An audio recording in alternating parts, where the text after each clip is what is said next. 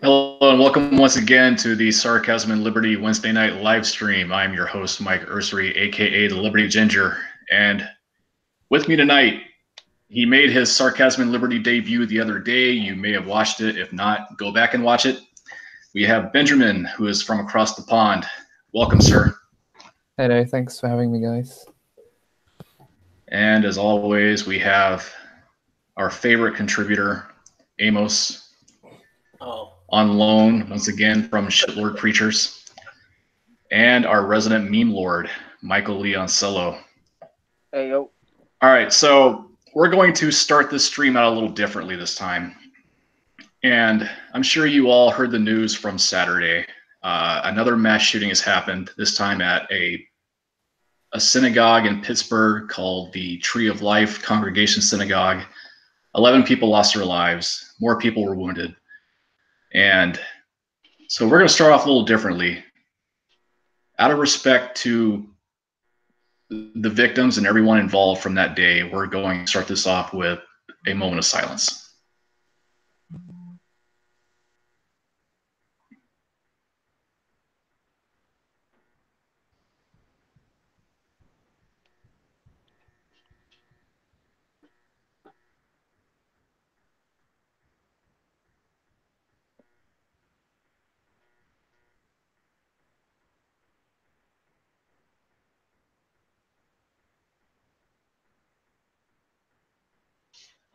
As I said before, it happened on Saturday.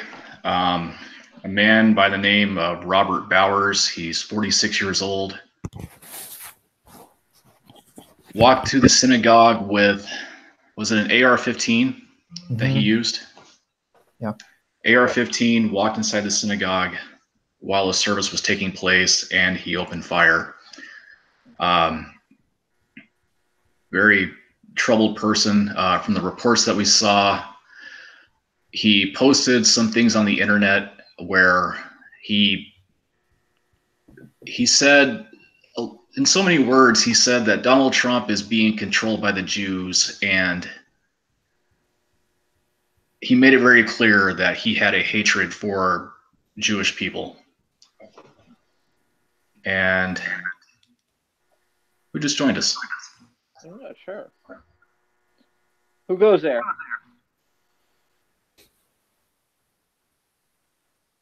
Who just dropped in? Hey guys, it's me. It's Tim. Paleo. What? You're coming in. Who's Whom Chowdhury? Oh, hold on, it's my wife's account. I'll be back. Oh, okay, that's fine. No, you can stay here. I mean, you can. You were. There's no picture and there's a name we don't recognize. It's like, oh, it's me. It's like, oh, well, now we can move on. All right. All right. Do you want to do you want to sign out of that one and then come back with your account?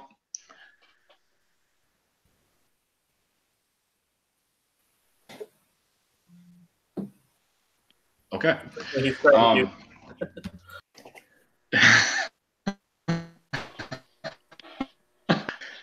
Infiltrated our stream somehow.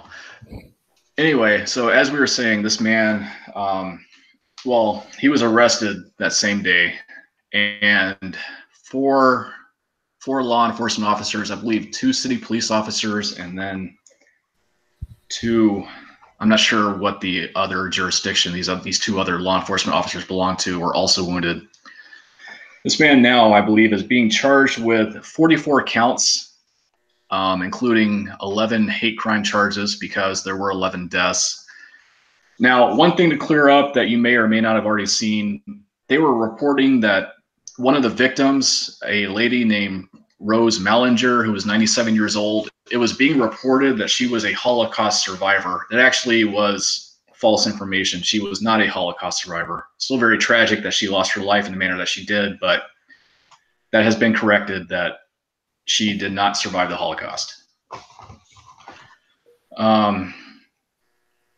Now, a lot has been said about President Trump and how he's, well, President Trump is never one to shy away from things. He may not always say exactly what he thinks, but I don't know what goes on inside that man's head, to be honest with you.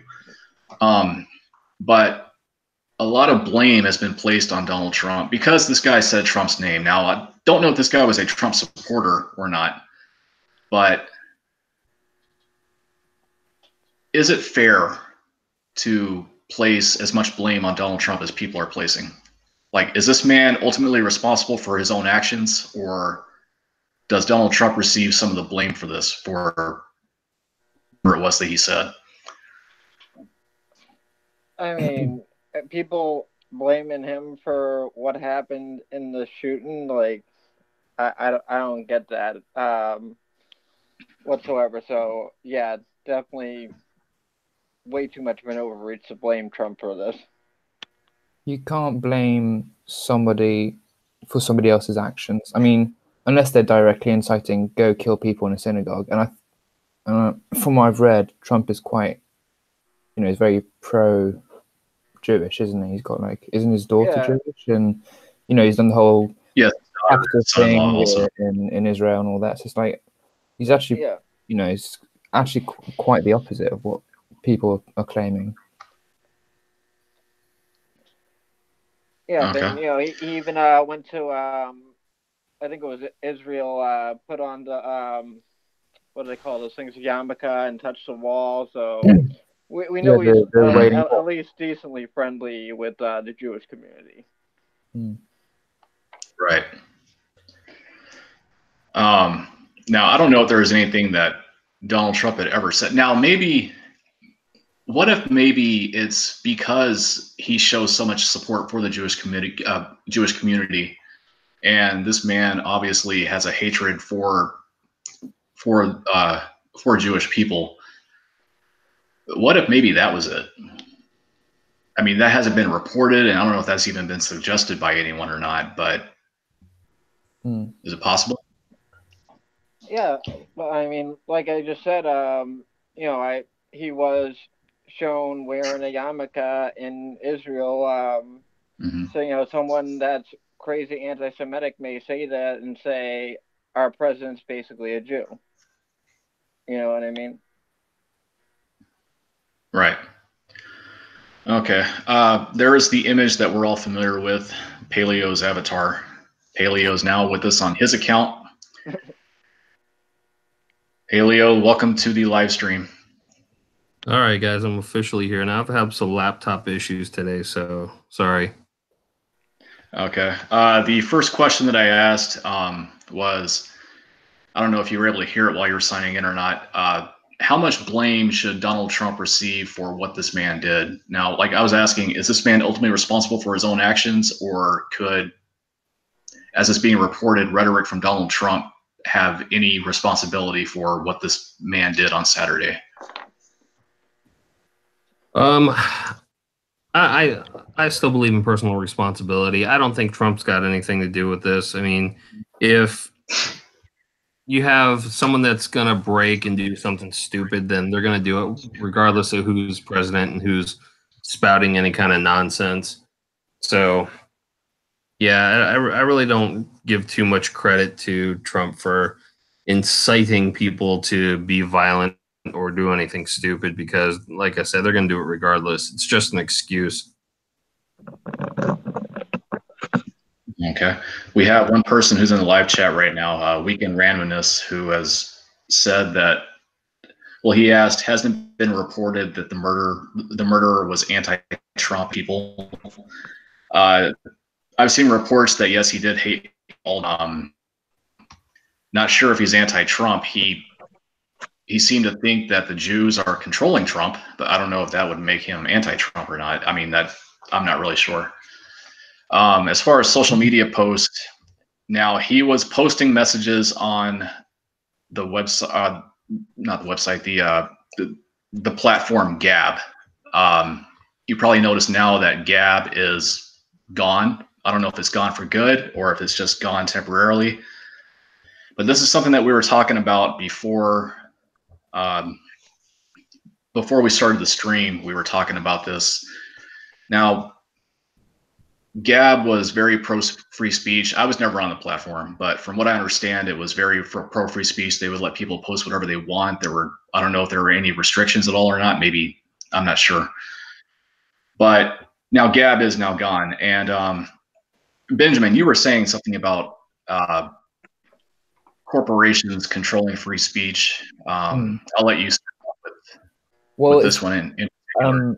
I don't like it when, what I was saying earlier is I don't like it when huge corporations like Twitter and all the server website corporations, they claim that they're so free speech and they're so open-minded and they want to have conversations, but then they shut down Gab or they suspend, Republican accounts or any accounts that's not left-leaning. It's just, it's hypocritical, really, and that's what bothers me, is that you can't say, we're so free speech here, come to our platform and you can talk about anything, and then when you do talk about your opinions, they just suspend you or shut you down or shadow ban you or whatever. Okay. Anybody else want to weigh in on that one? Yeah, like, because we've talked about this a million times, and it always comes back to transparency. Just being honest about what you're doing. You don't like certain opinions on your platform, fine. Be honest about what those opinions are. Just like when you're getting arrested, you want to know what you're getting arrested for, so you can find out if it's a just cause. Obviously, a little bit different, but it's like they hand these things down and then they don't even tell you the rule that you break. You see other people committing similar infractions, but just of a different opinion, and you kind of scratch your head and say, what the hell's going on here? You said that this was flagged for abuse, but here we have even more abuse over here, even more abuse over here, nothing being done about it. And I think the real problem is I mean, I don't know, because I'm not a tech guy like that at all, but I imagine with all the regulations, it's hard to start up a new message board or platform like that. So a little bit of that problem and a little bit of the people problem for not walking away from these platforms. But I'm one to talk because I'm still there.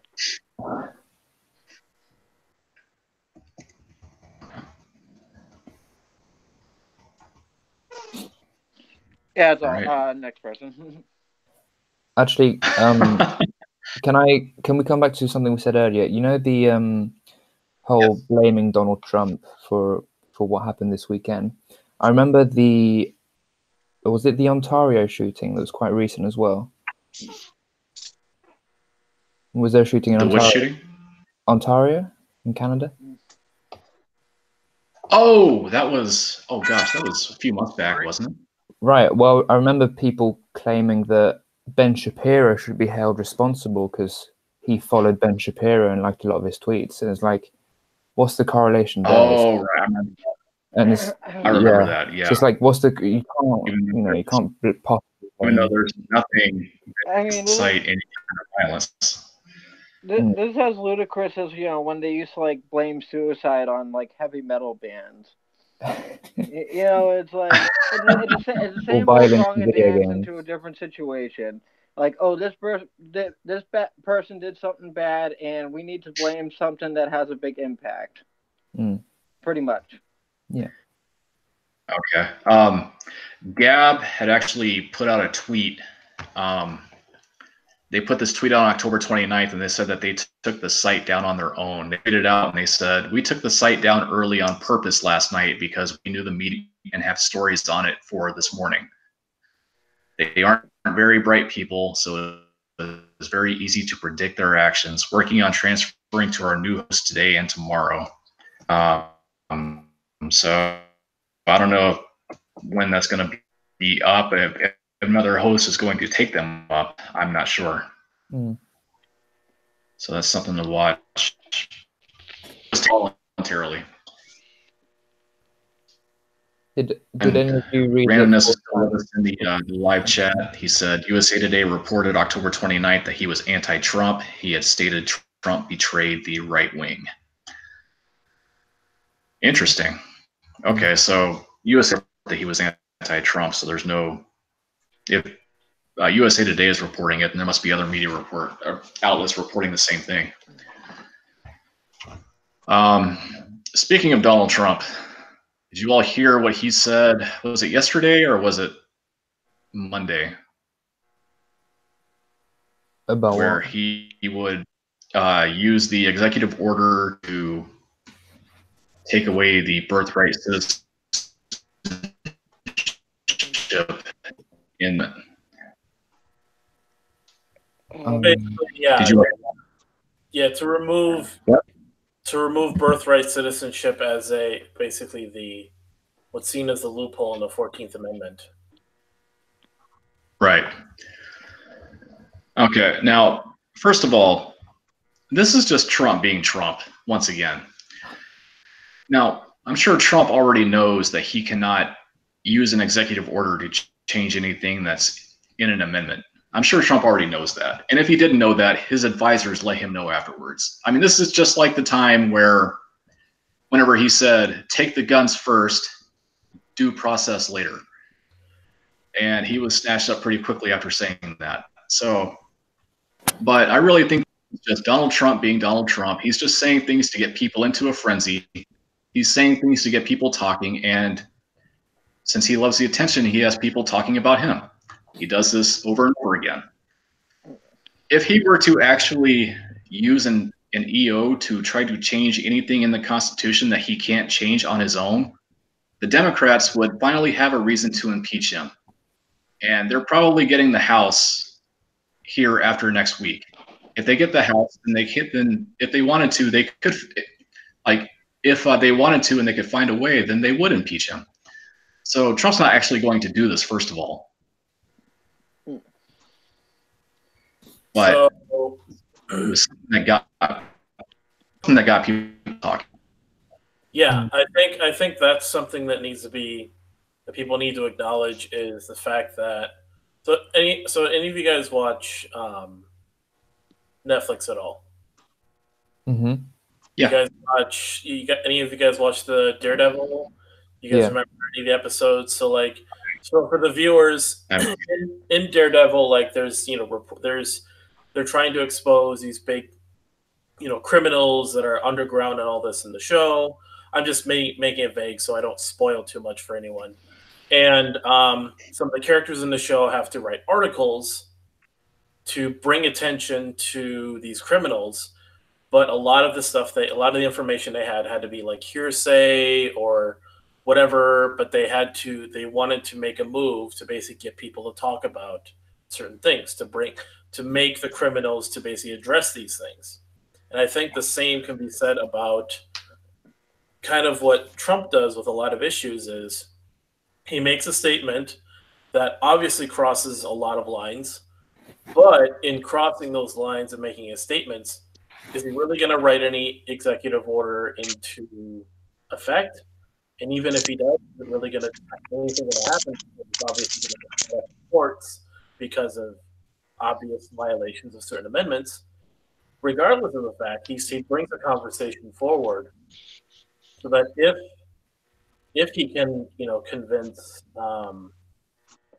if he can get some sort of an amendment or something or some way we can interpret the 14th Amendment to basically close what he would consider, what a lot of people consider a loophole in our immigration system. I think that's a good move if that's what you're trying to do. Because the worst scenario for him, the worst case is he signs an executive order, nothing happens, or something happens, it goes to court, and it gets the ball rolling for people to think about it because obviously the media is going to go nuts over it, and yeah, because I personally think, if you look at how the system how a system is to limit illegal immigration, or to basically stop illegal immigration, and people are basically working around it by having children in the country, regardless of circumstance. If you give birth to a child on U.S. soil, your child is guaranteed citizenship just as much as the person who's a fifth generation, immigrant family. And then that child grows up and then in turn gets citizenship for their parents.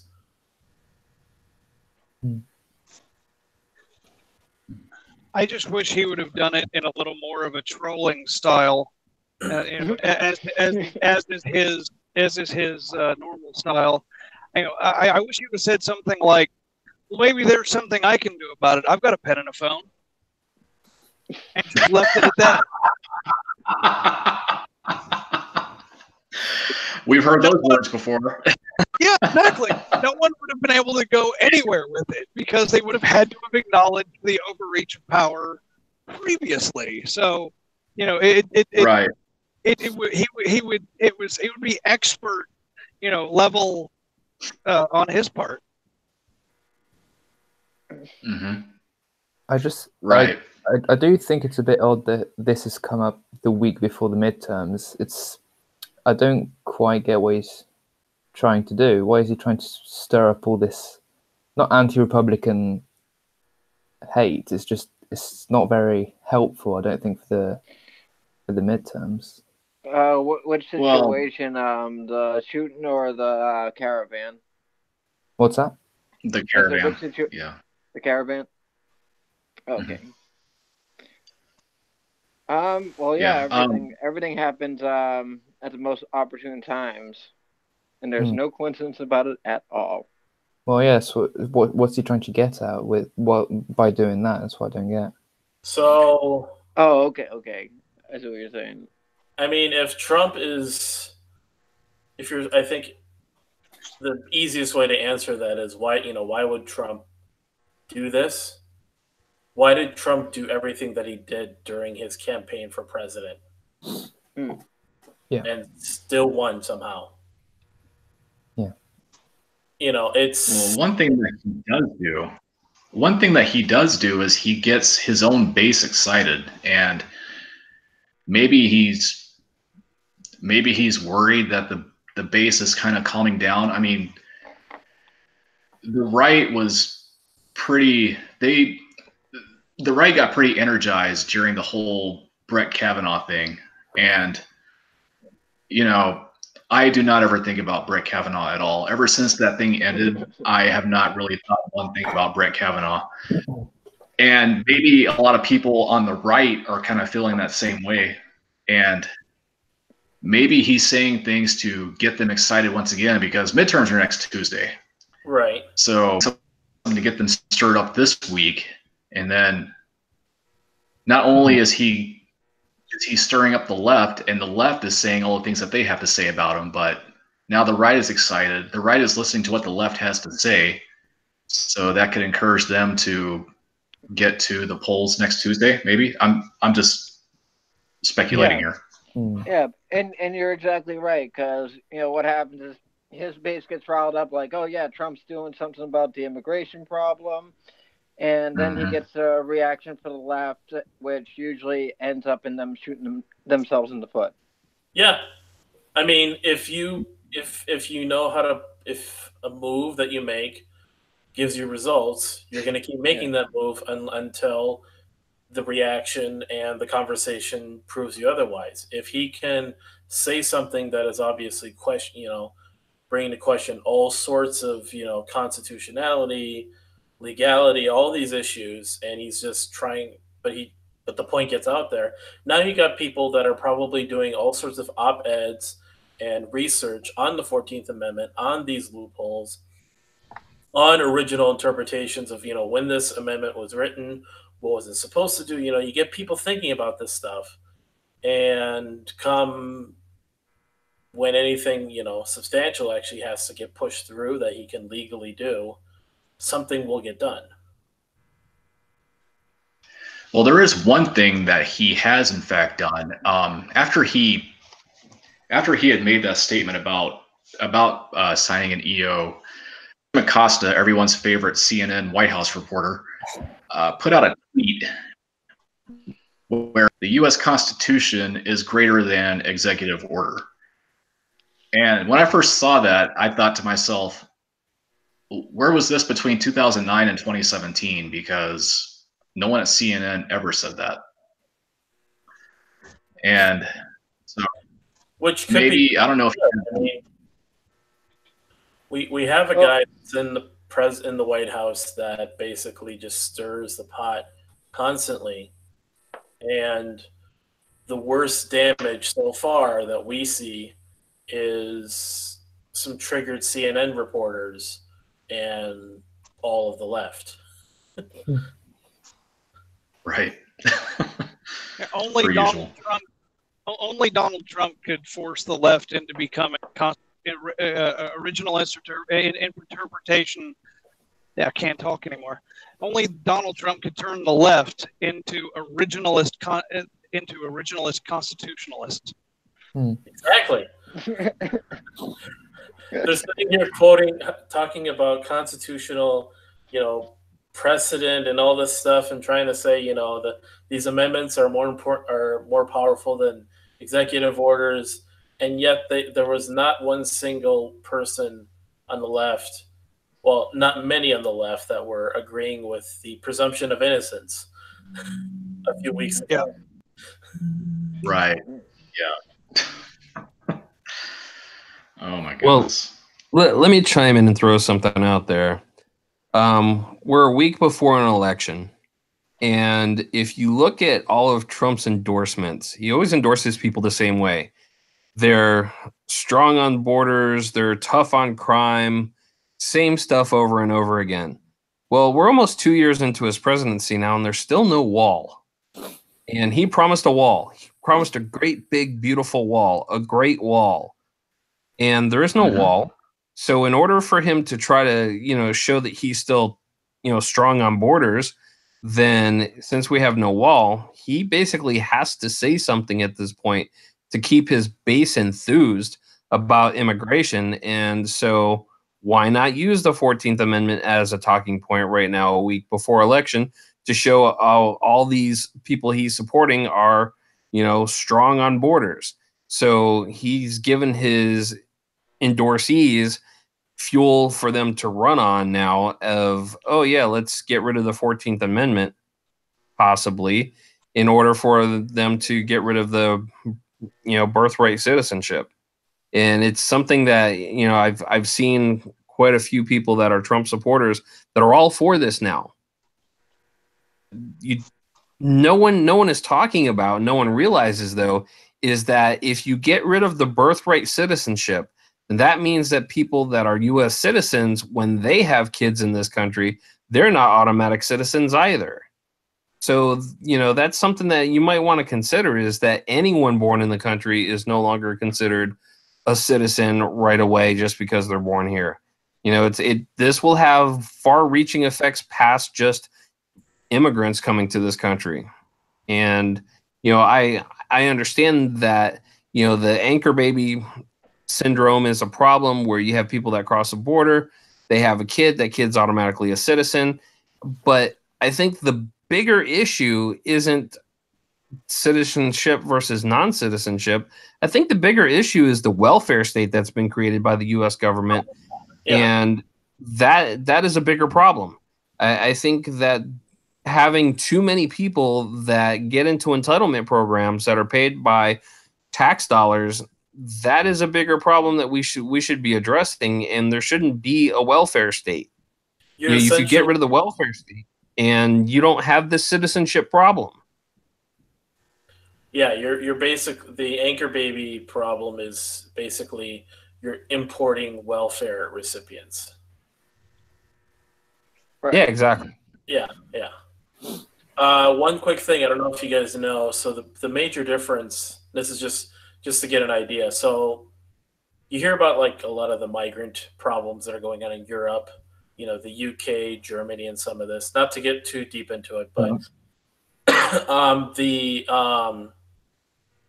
in the UK, actually, so if you guys watched my show, Brooke and I talked about this, and in the UK, citizenship is done a lot differently. So he was given there's actually 2 classes of citizenship. And it has to do with like how that citizenship is passed on. So for him, so he was not born in the UK, but his mother was. So she's a naturalized citizen. And her children can have basically a second class of citizenship, which he gets because she's has this naturalized thing. His kids cannot get citizenship. Now, if he wants his kids to have citizenship, he has to go back to the UK to go through a whole process to become a fully naturalized citizen. So basically, if you want citizenship in the UK, your parents have to be naturalized, and you have to be born there too.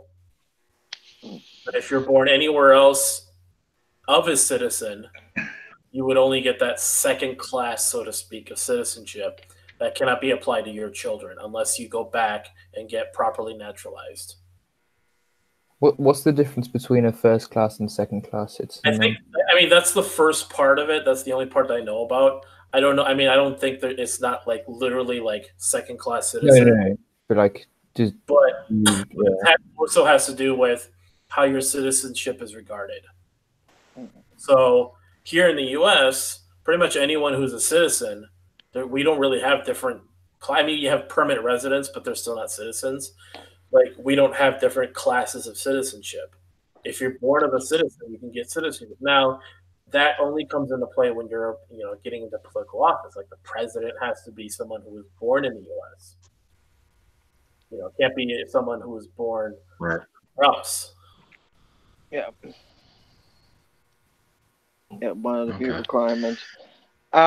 Yeah, on the whole immigration thing, like Tim was saying about the whole welfare state, the reason why it's a problem is because everyone ends up paying for it.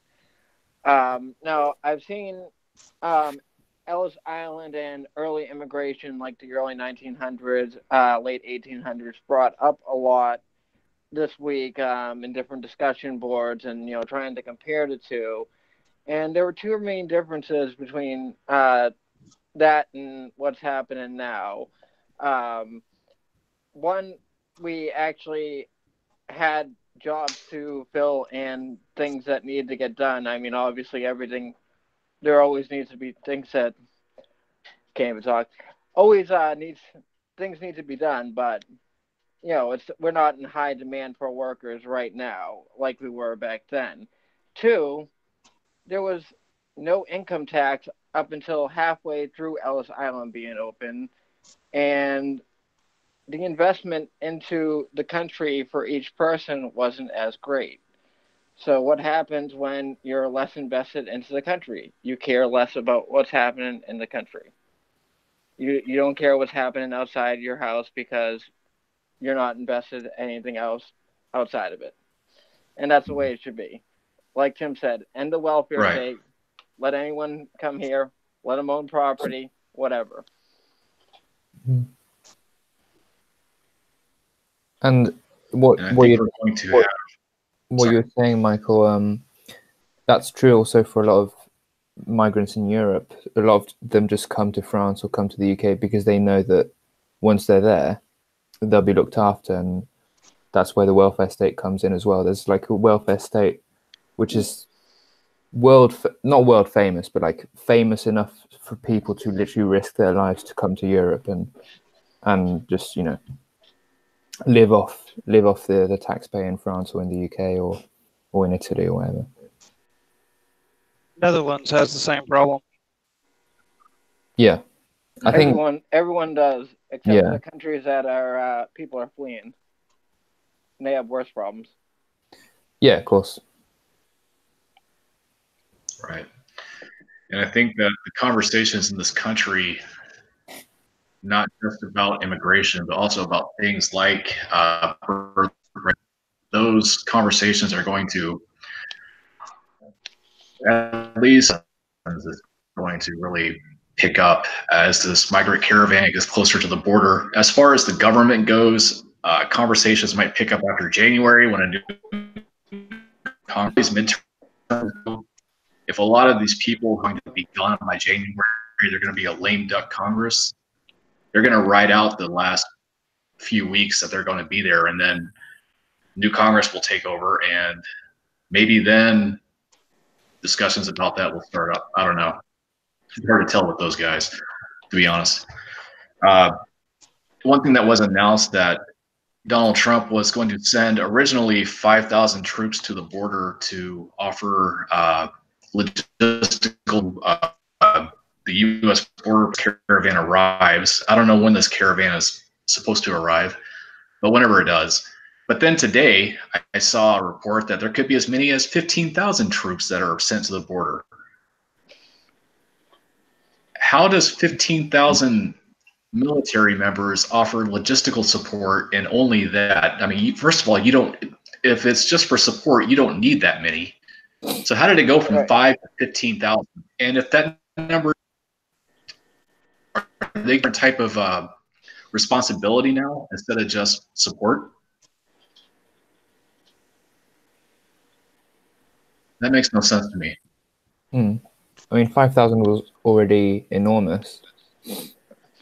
Yeah, sometimes also deploying military in your own country is never good, I don't think. Especially whenever they already know, like it's already been said that they're heading for California. The California border is not that long. You don't need 15,000 for that. I mean, the only way I'm okay with it is if we're actually bordering off California with all these troops. Actually, what? If we're bordering off California, kicking them out. Well, that's bordered off from the rest of the country. Yeah. There's going to be a wall. If they all link arms and stay on the border and essentially play a border guard version of Red Rover, does that still violate Posse Comitatus? Red Rover, send Miguel on over.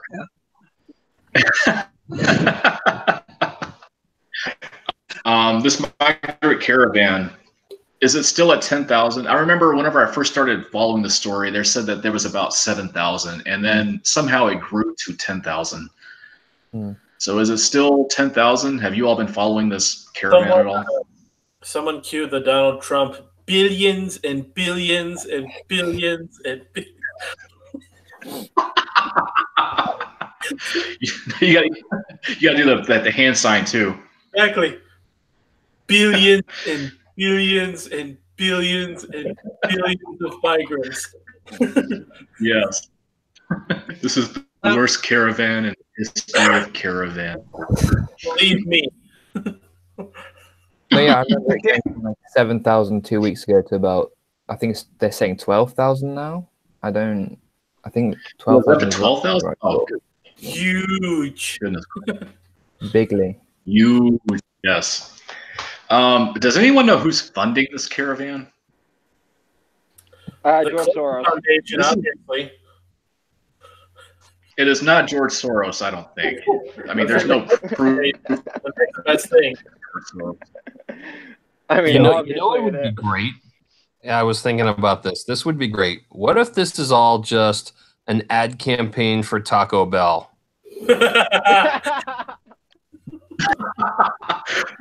What if they bringing back their? Wake up tomorrow and you see all these people, and all of a sudden Taco Bell's logo comes on the screen and it says "Run for the border."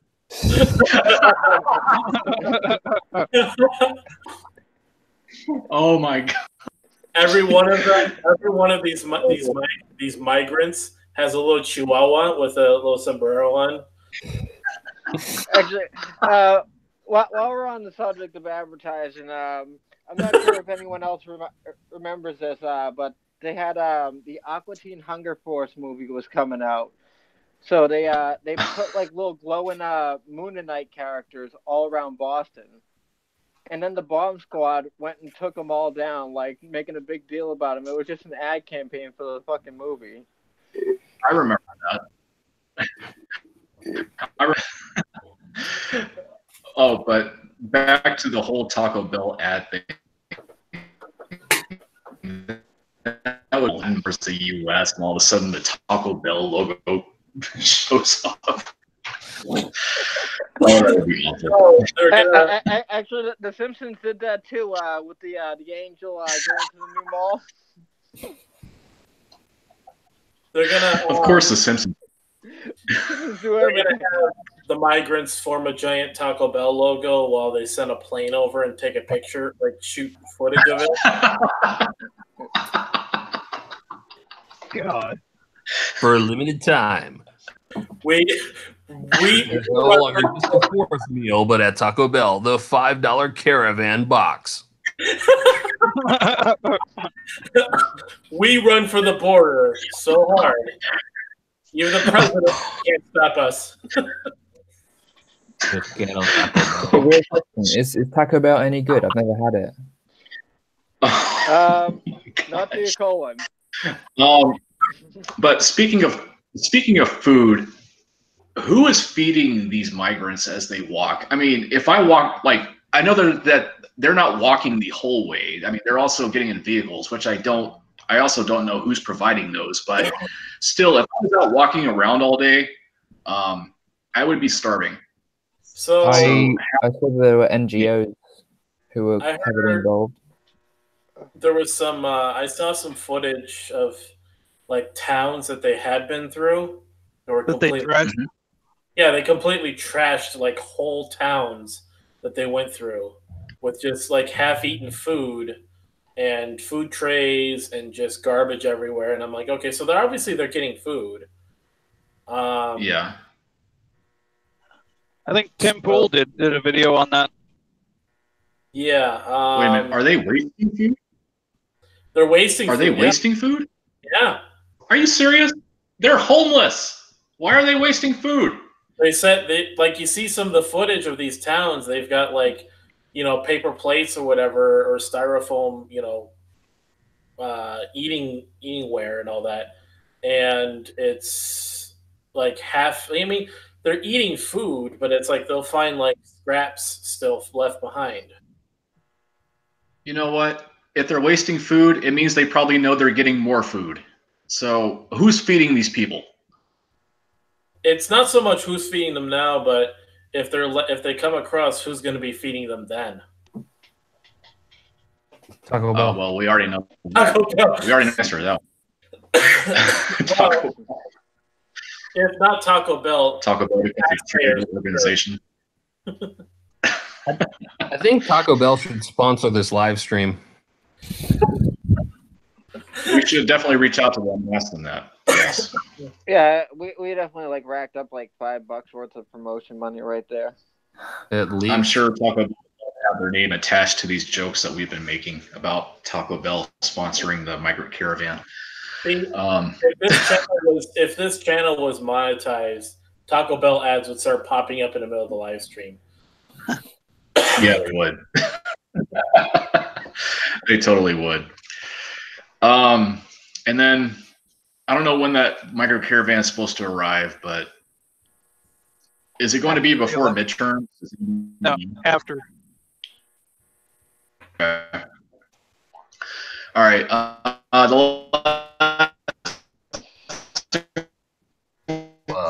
What happened? Has made a proposal to make a slight change in their platform. Change, which I don't know Mike, how this is going. You're cutting out, Mike. Mike, you're cutting out really, really bad. Can you hear me? Yes. Okay. Like I said, Twitter has made a proposal to make a slight change to their platform. That change that they want to make, they want to take away the like feature on all of the tweets, which I don't know if that's actually going to change anything as far as discourse between people on the platform. I think Twitter is still going to be a cesspool, but I think that notifications are going to be much more annoying if you take this like feature away. For one thing, the like feature can be used for you give someone a courtesy letting them use a paleo were to mention me in something. I like it to let him know that, yes, I did see this. Or it's something funny that he said, and I think it's hilarious, and so I give it a like. but it's a virtual like, high five. Pretty much, yeah. That's a really good. You know what I really feel about it, though? I don't like it. You know what I don't like? I don't like it's a heart. It's like I don't love this tweet, but I kind of like it. You know, it was pretty insightful. I don't love it. I don't think it should be a heart. Well, change it to a thumbs up. Remember whenever it used to be a star and you weren't liking something, you were favoriting it? Oh, right. I mean, what if they did, like, instead of removing the like option, what if they made it a dislike option? So, like, you would have the heart, you know, for liking it, and you have, like, a broken heart for the don't like it. Well, I think they should do like Netflix and just give it a thumbs up or a thumbs down. I'd be okay with that. But that would be too much like Facebook. Yeah, Facebook don't even have a thumbs down. They have an angry react. No, but like they have the upvote system now in comments, don't they? You can upvote comments, and it's like up and down, up and down. No. Yeah, Facebook would sue them for it, I think. Yeah. And it's the point. It's like we're using Twitter, not Facebook. We came to Twitter because it's a different social media. It's not. We don't want it to be like Facebook or like Instagram or whatever. Honestly, The only reason why I went on Twitter is because I was watching SportsCenter and all they kept talking about was Twitter. I was like, you know what? I can just cut out the middleman. Right. Exactly. How about this, though? If Twitter did want to introduce some type of like reaction system, since Facebook will never do this, what if Twitter were to introduce an eye roll reaction? I would love that. Because I so many times looking at that platform and the stuff that's on it. I'd love to see the ratios we could create with that. But is this really going to change anything though? Other than, I mean, you won't see people getting ratioed. Like, is that really going to introduce any kind of? It's going to have a reverse effect, well, like something opposite going for. The point I came across was how nowadays, if you're like an artist and you're a singer or you just do like painting and stuff, like if you're promoting your stuff, you want people to like it. You want to show the algorithms that people like your stuff, and so that they can promote your artwork more. But if you remove the like button, then people will never know.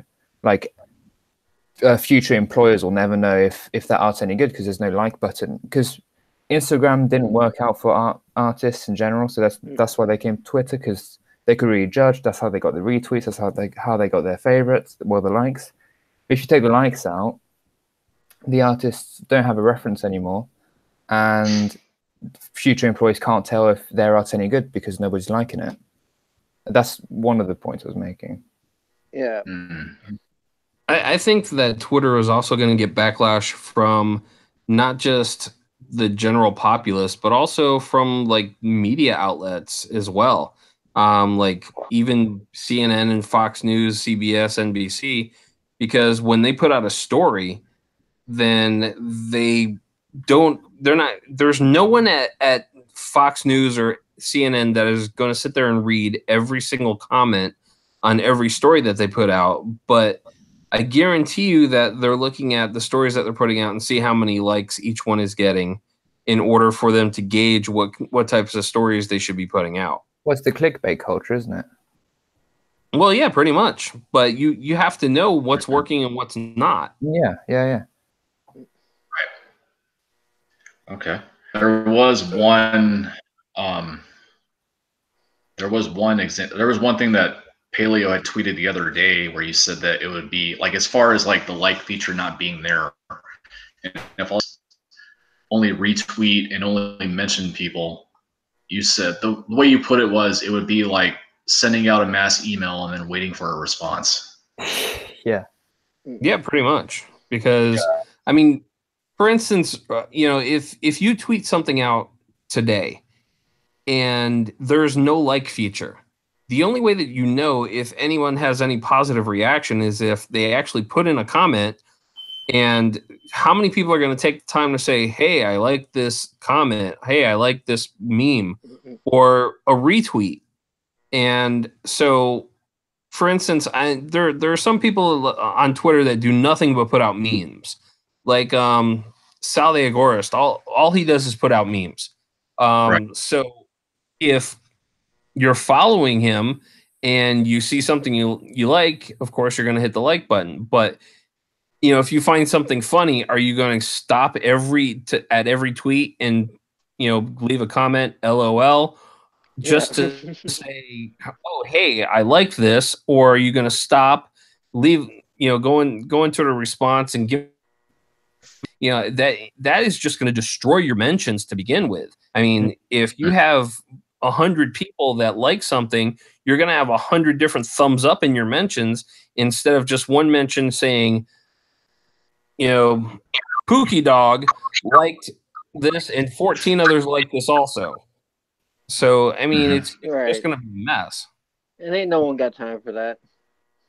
And also, like, just try going on Twitter for 10 minutes without liking anything, and it'll suddenly become so much. It'll just become boring because you can't like anything, and you're not going to type an answer to everyone. At that point, it's just going to become like a news outlet for like things like sports and live updates on news, because that's what Twitter was really good for. I only recently started using Twitter for political reasons. I used to just use it as the quick button news site because it was up to the second updates. And that's what will become with no like button. The whole personal essence of Twitter will be gone. Well, I got a feeling, honestly, if they get rid of the like button, I think they're going to lose probably half of the people that are on Twitter within a month. Yeah. Definitely. It'll just be kind of irritating. Yeah, definitely. But also, I just had a second thought that maybe this immigrant caravan is actually sponsored by Dodge. Dodge, with their brand new caravan, room for all kinds of stuff, including all these people coming across the border.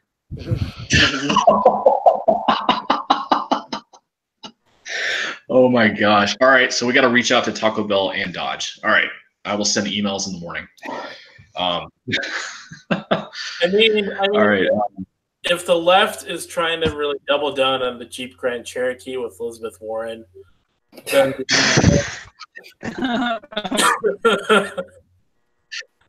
which is actually more Cherokee than she is. Oh my gosh, that was wow. These last 3 weeks, there's been some terrible news, but there has been some hilarious news. But have you ever noticed that there's no such thing as a slow news day anymore? Like the news cycle is continuous now. There's always something. Like as soon as one thing ends, something else is picking up, and it's like clockwork. Have you ever noticed that? Yeah, it's the whole 24/7 news channels now. There wasn't that like. Well, yeah, I mean, there's always something. There always needs to be something. Yeah. Like the whole Brett Kavanaugh thing ended, and then this migrant caravan thing picked up. Like. Yeah, but also we live for that. We can't live without it. We can't live without the drama anymore. We almost want it like 24/7 now. Yeah, you know what? I just wish they'd send some of the writers to Hollywood so they can make a decent fucking movie for once. Right? Yeah. We're getting pretty close to the hour here. Anybody have any parting shots before I close this? I just wanted to come back. So it's just quickly. I read this. It wasn't really a hot take. It was an interesting take on the whole removing the like button. Somebody said, I think the left is scared of how popular some not necessarily liberal progressive tweets are getting, and they referenced Candace Owens because she gets quite a lot of likes and a lot of retweets for what she says, and they're saying, is this just another way of censoring the right, or is it just censoring everyone? I think it would ultimately censor everyone. To be honest with you. Because everyone's going to have that feature taken away. And I think there was one thing he said that he wanted to, I don't know if he wanted, well, he's not going to improve discourse back and forth because like that's going to happen. But I don't know if you even want to encourage more interaction, like actual speaking interaction on Twitter, because people just can't talk to each other anymore. But like, I don't know. It'll be interesting to see if they actually follow through with that. I think that the reactions that people have had to that might change their mind, possibly. I just don't see how it's going to help debate like they said it would. It's if anything, it's going to be the complete opposite. No. Yeah. Nothing's going to help debate, to be honest with you. Not on Twitter. Nothing anyway. will. No, absolutely not. People are too polarized for that. But I can tell you one thing, though. Sarcasm and Liberty is still going to be on Twitter. We're still going to be spreading life, liberty, and sarcasm like we always do. Oh, and we're not going anywhere. Speaking of which, our Facebook page hit 5,000 followers. Not 5,000 likes, but 5,000 followers. So we're getting close. Massive. It's great. Very nice. That's very good news. Big landmark. Yeah. You can find us on Facebook, Sarcasm and Liberty. You can find us on Instagram. You can find us on Twitter at sarcasm_liberty. We are on Minds at sarcasm_liberty. We still don't know how to use it.